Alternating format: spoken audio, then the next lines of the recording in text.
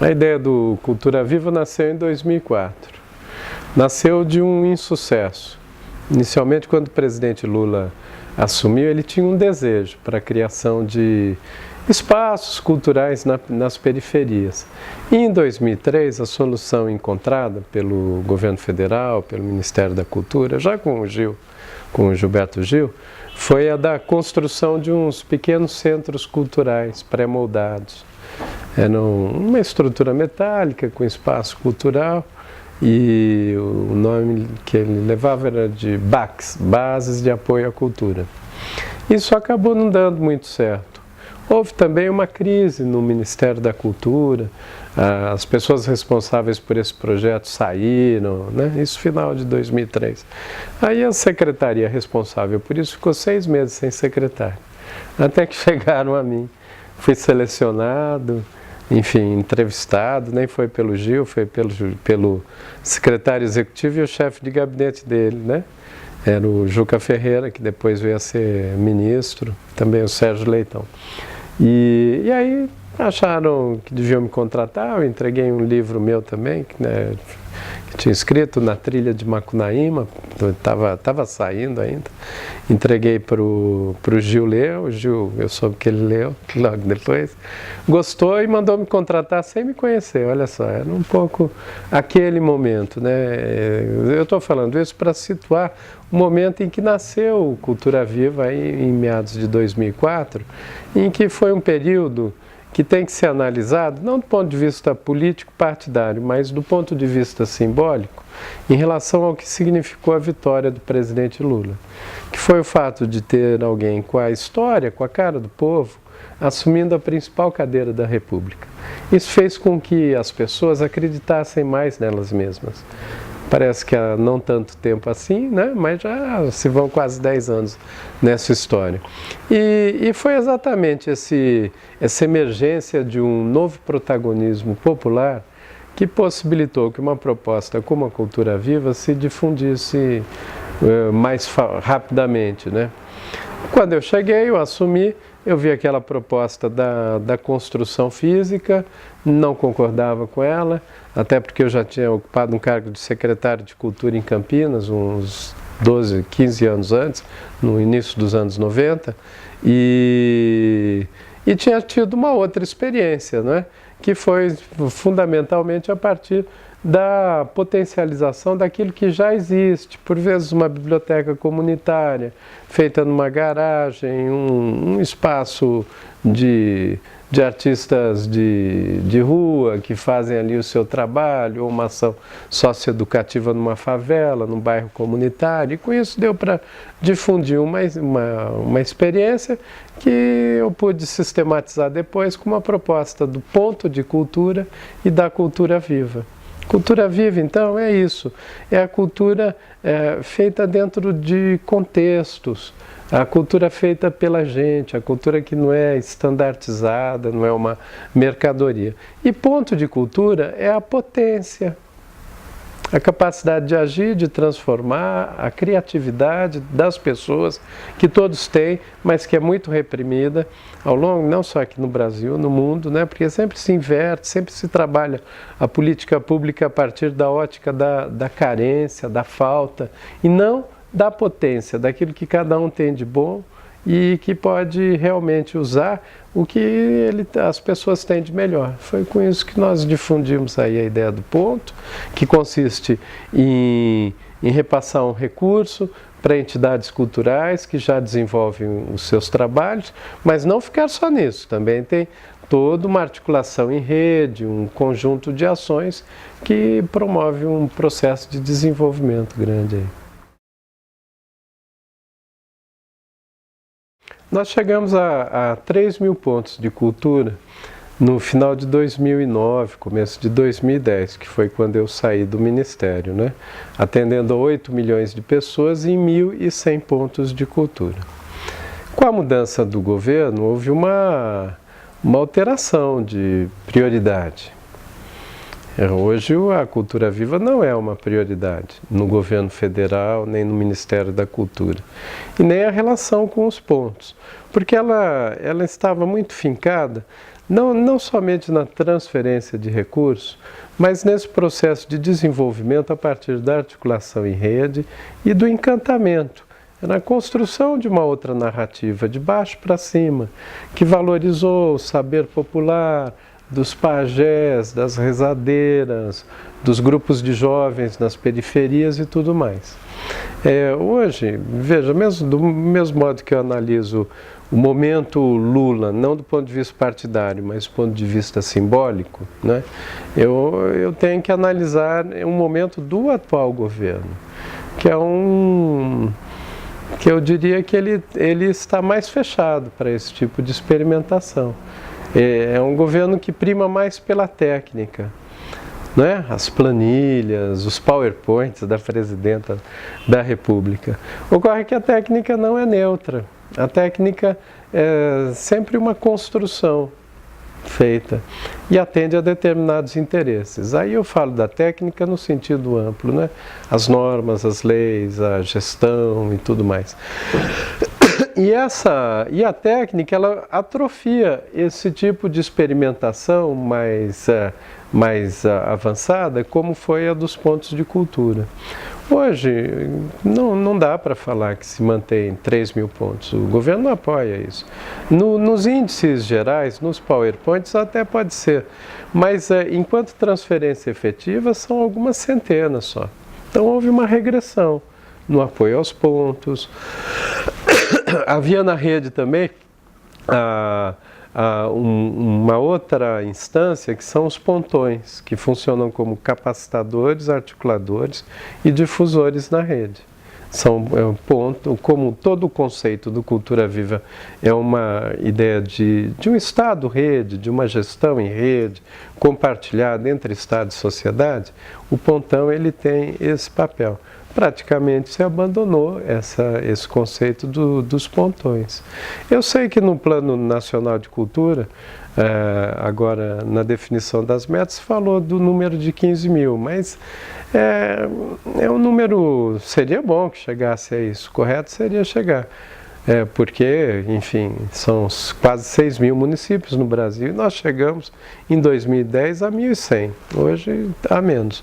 Mas uma meta, quando ela não demonstra quais são os passos efetivos tomados, ela é apenas uma ilusão. Assim como se no momento atual, né, em 2012, o que se vê é uma regressão no investimento. Hoje o programa nem está no plano plurianual, que é o PPA, então nem é uma prioridade. Então eu vejo que dificilmente vai se atingir, espero estar errado.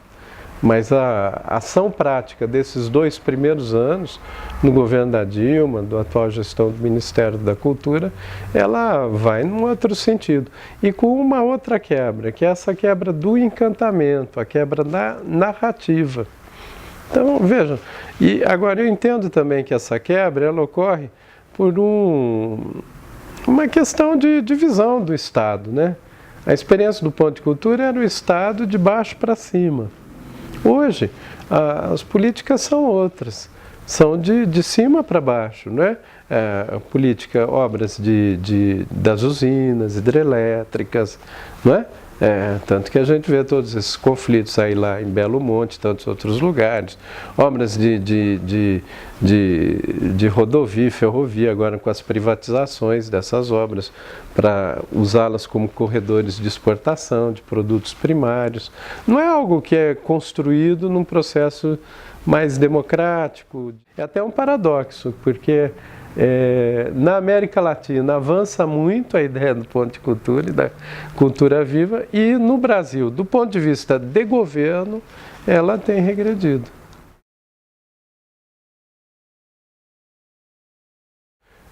Se desenvolveu todo um processo de construção de uma lei de direito autoral que estivesse mais atualizada às necessidades do nosso tempo. A lei atual, a lei vigente, é do tempo que havia fita cassete. Outra realidade. Não tinha internet ainda. E E hoje é preciso discutir esses processos, né? Não flexibilizando ou retirando direitos de autor, muito pelo contrário, eu próprio sou autor também, eu escrevo meus livros, né?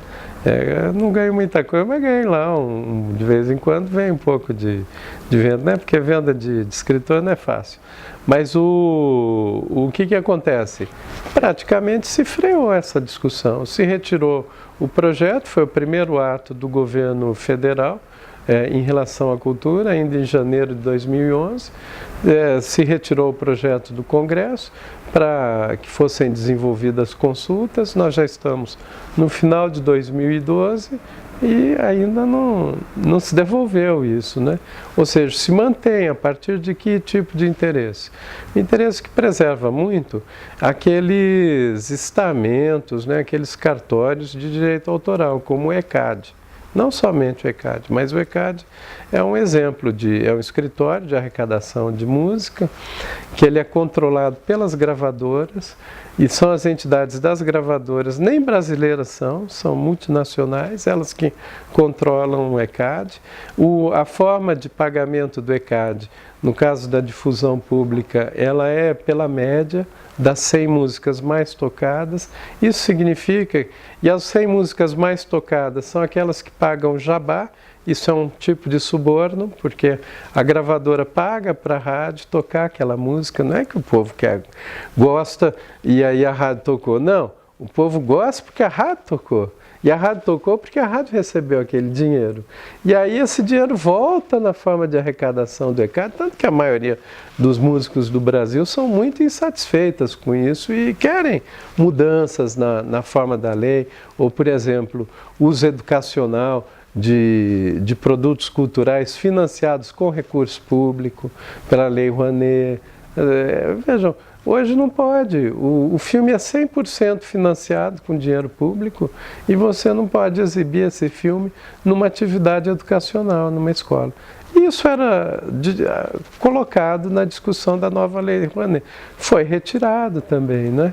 E então eu percebo que há um descompasso entre o plano, que deveria ser uma política de Estado exatamente para evitar esse tipo de ruptura, e o que vai sendo feito na prática, mas aí é uma conquista que vai se trabalhando.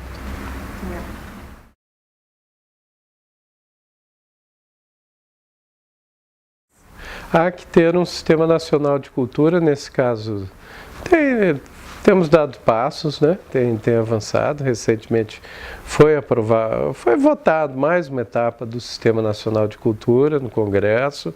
O sistema ele prevê valores mínimos de investimento no orçamento da cultura, que seria 2% federal, 1,5% estadual, 1% municipal. Desses 2%, 1% ou 50% desses 2% do orçamento federal seria repassado para o sistema a partir de fundos de cultura que precisam ser criados. Por exemplo, a cidade de São Paulo não tem ainda um fundo de cultura. Campinas tem, já há mais de 30 anos, mas a maioria das cidades do Brasil não conta com isso. A maioria não conta nem com órgão gestor específico da cultura. Tudo isso está previsto no sistema. Então vai ser um caminho, né? O caminho é o mesmo que foi aberto no sistema de saúde, que é o SUS, Sistema Único de Saúde, e também com assistência social. E a partir da estruturação desses sistemas, é possível definir atribuições, inclusive mais bem distribuídas aí dentro dos entes da federação, município, estado.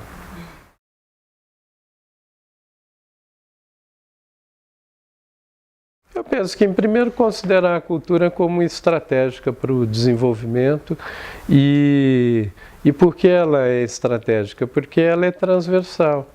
Ela atravessa um conjunto de direitos, direito da saúde, até o asfalto na rua. Ela tem que ser tratada de uma forma cultural. Todas as ações no governo, a relação com o lixo, com o ambiente, tudo isso tem que ser tratado do ponto de vista da cultura, de uma forma ampla. Mas aí vamos descer no concreto, né? Que eu fiz aquele ensaio para tentar exemplificar mais. O primeiro ponto é tratar dentro do município a cultura a partir de uma articulação em rede.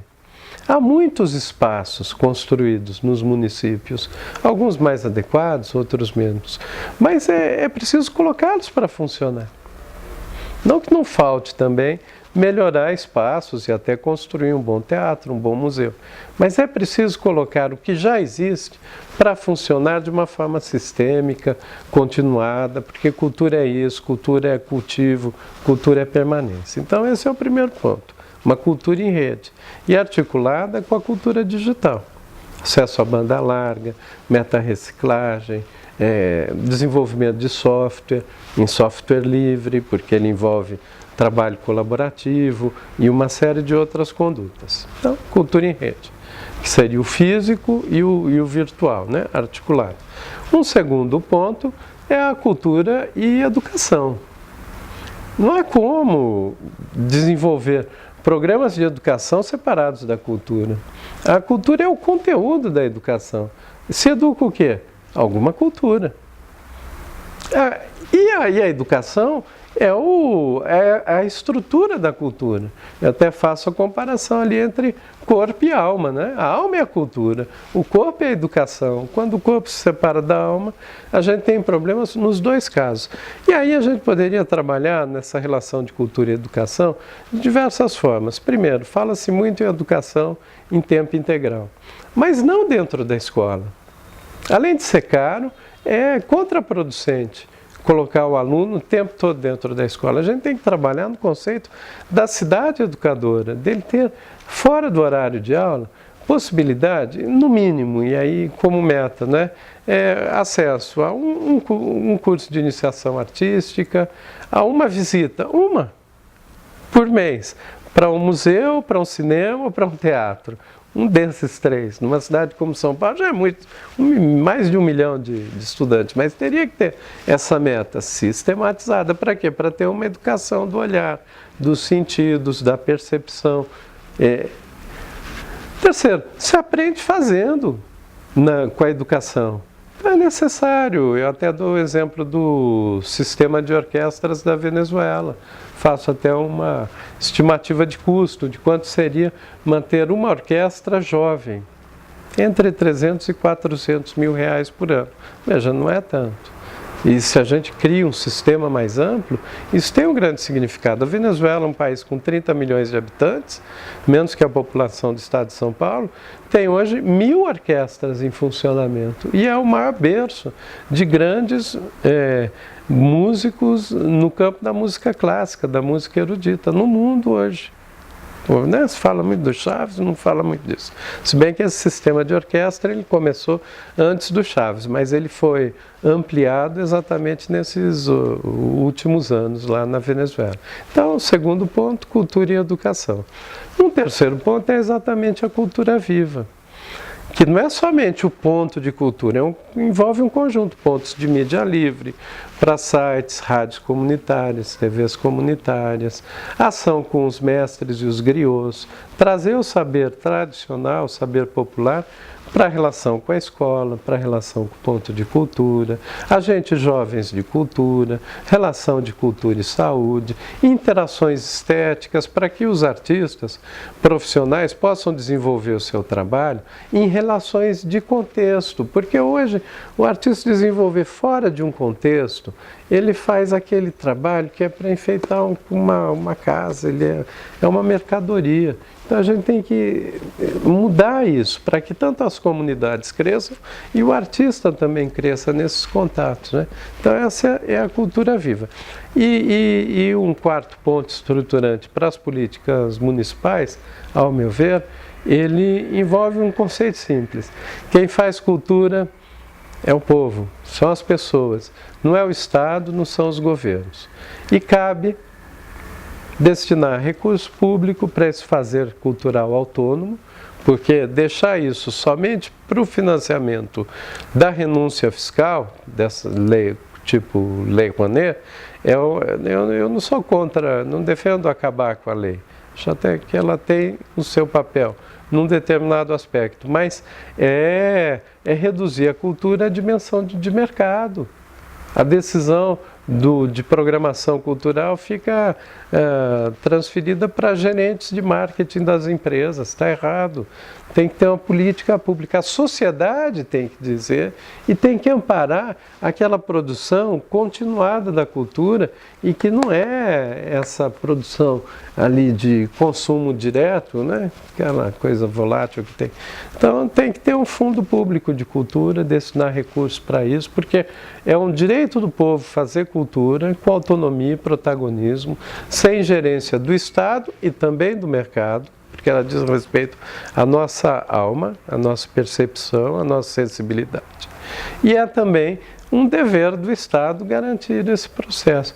Bom, pegando esses 4 pontos, né, cultura em rede, cultura e educação, cultura viva e os fundos públicos, né, que garantiriam o fazer cultural continuado, tem que tratar da estrutura também. Não adianta falar isso e não ter uma estrutura de governança, um mínimo de cargos, 3, 4, 20, depende do tamanho da cidade, mas que contratem pessoas capacitadas, bem formadas para gerir isso, que exista plano de cultura, não é? E coisas assim. Verba pública, ela tem que ter uma forma de acesso público. Não há como fugir do edital. Fugir do edital é ir para o balcão, para a escolha. Pode até haver mecanismos nesse sentido e que sejam razoavelmente democráticos, como, por exemplo, uma curadoria. Mas sempre vai ter alguma intermediação no processo de escolha. O edital, pelo menos, define qual o recurso, quais os parâmetros e as pessoas se inscrevem. Então, esse é um primeiro ponto. O problema é que, como é um recurso público, ele tem que ser repassado para situações assim em que existe uma personalidade jurídica, não é? Não se dá o dinheiro, tem que fazer algum acordo. Até essa etapa é razoável. O problema fica na prestação de contas. E normalmente o pessoal até tem acesso ao recurso, mas depois tem dificuldade na prestação de contas. E aí sim entra no sentido de que a gente deveria mudar. A prestação de contas de projetos culturais, sobretudo esses comunitários, ela não pode ser regida pela lei de licitações, que é a 8666, que rege desde um contrato de bilhões de reais, com uma construtora, com um corpo de dezenas, centenas de assessores, advogados, economistas, e rege uma entidade comunitária no meio de uma favela, uma biblioteca comunitária, uma comunidade indígena. Esse problema eu enfrentei com os 3.000 pontos de cultura, que a gente decidiu fazer lá na ponta. Então, eu cheguei a assinar convênio assim, com o cacique Aritana, lá de Xingu, ele morando no Xingu. Mas ele também queria isso, porque ele estava cansado de sempre ser intermediado. Vem alguém de bonzinho, fala, eu faço por você. E aí nunca chegar na ponta. Então é preciso também que a sociedade assuma esse papel de falar por ela mesma, né? A forma seria desenvolver uma prestação de contas a partir de resultados e não de procedimentos burocráticos. Porque às vezes também é um jogo falso que se faz dentro do Estado, dos governos. Às vezes um projeto tem toda a prestação de contas bem feitinha no papel, mas não chegou na ponta. Um outro que fez um trabalho tão bem feito na ponta não tem o domínio daquela prestação de contas burocrática. Então, o que interessa ao Estado? Saber se o projeto foi feito, se ele foi bem feito, se ele atendeu as pessoas. Tem alguém que falou, eu vou fazer um grupo de oficina de violinos, né, uma orquestra de violinos. Saber se os violinos foram comprados, se aquela garotada está tocando violino, se o professor vai regularmente na aula, né? E não como foi o dia a dia no procedimento de compra e de contratação. Então, essa mudança poderia ser feita. Que no caso do Cultura Viva, isso já estava no final do tempo que eu estava no Ministério, eu saí, fui fazer outras coisas, né? Mas a ideia que eu defendo seria um cartão em que a pessoa recebe o prêmio, né, o convênio, que não deveria ser convênio, deveria ser um contrato da entidade com o governo, e ela recebe um cartão e ela vai retirando o dinheiro dessa forma. O controle, o acompanhamento fica mais ágil e tudo mais. Então, são mecanismos que podem mudar, não é? Mas são passos também. Se a gente olhar há 10 anos atrás, praticamente, há 20 anos, quando eu fui secretário de Cultura em Campinas, era bem jovem, né? Nós experimentamos editais, isso em 90. Praticamente não existia no país edital. Fizemos aí uns $500 mil, 9 categorias, 70 prêmios, né? Veja, foi uma mudança total de mentalidade, porque antes não era assim. Em muitos lugares, em muitas cidadezinhas, ou cidades médias e até grandes, é a relação da troca do favor. E isso tem que mudar também. Então, esse é o caminho, né? É um processo, mas a gente olha no tempo, se avançou muito com esses editais. Houve também experiências, como, por exemplo, edital para povos indígenas, em que foram aceitos projetos pela palavra, pelo registro não formal, não no papel. Um indígena, numa determinada comunidade, ele dizia qual era a ideia dele, uma pessoa aí capacitada para isso recebia a ideia e o projeto era inscrito assim. Foi apenas uma brecha, uma primeira experiência, não dá para também fazer isso de uma forma geral, porque quem está no governo tem também suas limitações, até legais e tudo mais. Mas a gente, se quiser, pode começar a experimentar coisas assim.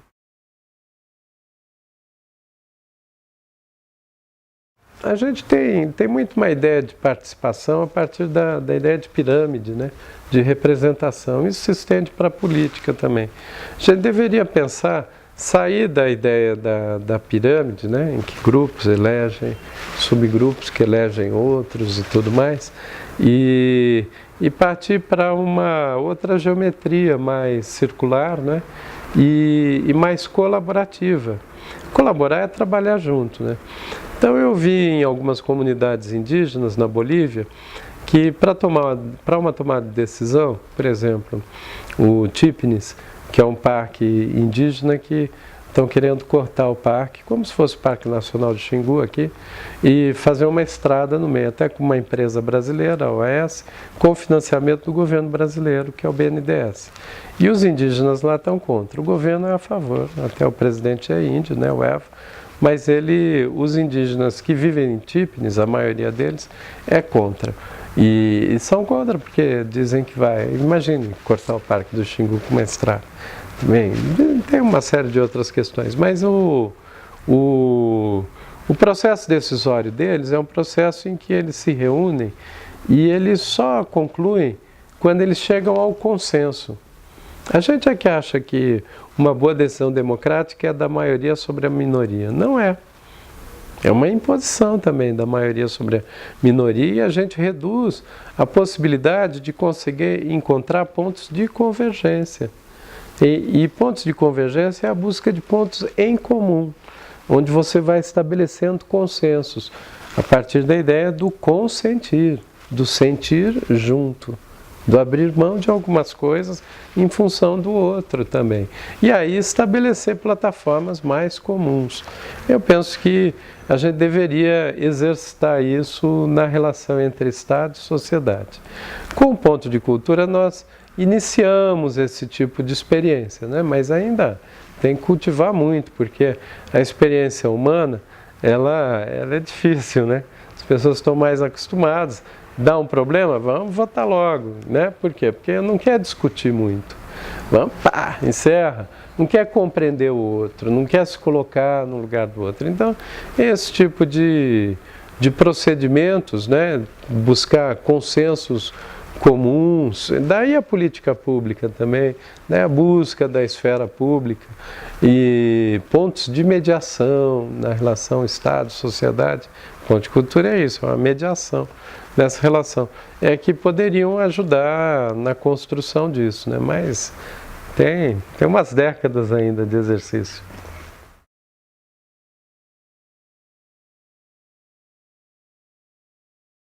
Os sistemas, eles são assim, todos os sistemas. Um sistema natural, você vai no mangue, todo. Né? Os sistemas, eles criam suas leis próprias de autodefesa. No que houve com a vitória do Lula, foi um susto no sistema, simbólico, mas aí depois o sistema vai criando suas travas para se autodefender, se autorregular. Hoje a gente vive nesse momento em que o sistema está amarrando. E qual é o problema disso tudo? Essa ideia de que inclusão social se faz a partir do consumo. O que está havendo no Brasil, lamentavelmente, se fala aí 30, 40 milhões foram para a classe média. Primeiro não foram. Se a gente olhar do ponto de vista sociológico, essa classe C, não dá para dizer que é classe média. Né? Aumentou o padrão de consumo. As pessoas podem ter uma TV de plasma, podem comprar um carro, não é? Algumas coisas assim. Mas não tem esgoto na casa dela. E, sobretudo, uma educação muito ruim, de péssima qualidade. E mais que isso, se você promove um processo de inclusão social somente a partir da ideia do consumo e não acompanha a um processo de qualificação da educação e, sobretudo, da cultura, a gente vai ter o pior dos mundos em muito pouco tempo. E até do ponto de vista econômico isso vai ser ineficiente. Eu estou falando agora contigo, mas se eu olhar daqui 2, 3 anos, aí a gente pode até, você traz o vídeo, a gente até pode reavaliar. O Brasil está caminhando para ser uma gigantesca Grécia daqui 3 anos. Por quê? Porque não se promove desenvolvimento alicerçado somente em endividamento e consumo da população. E a ausência de capacidade política de vanguarda, de pensar o desenvolvimento para além desse sentido do consumo, do rápido, do fácil, e só tudo planilhado, tudo num PowerPoint ensinado aí naqueles cursos de Banco Mundial, em posições assim, aqueles tecnocratas, vem tudo engravatadinho, sabendo um monte de coisa, não sabem nada, né? Mas ganham milhões por isso. Pouco lastro educacional, uma educação cada vez mais mercantilizada, que vai gerar os deficientes cívicos. Tem um texto do Milton Santos, do final dos anos 90, que ele já falava isso. E a gente está realizando esses deficientes cívicos, né?